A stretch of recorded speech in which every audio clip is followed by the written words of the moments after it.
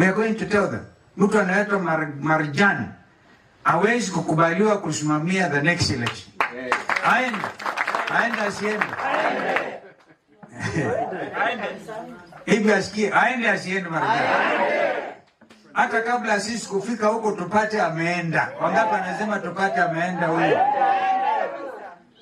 And then we tell the new commission, nyinyi wenyewe, you have a destiny with Kenyans.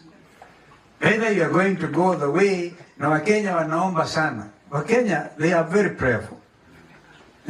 Akumbuka huyo rais yuko alisema he was prayed into office. He's going to be prayed out of office.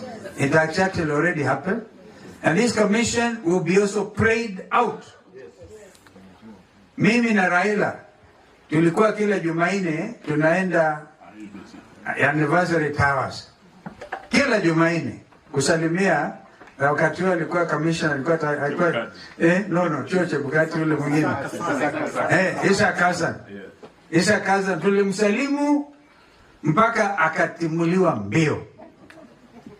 We are going to start Wednesday. Tutaenda tusalimie IBC. Na kama hatupati reasonable answers, kama hakuna majibu, kama hatupati majibu ya kuridhisha, we shall come back again.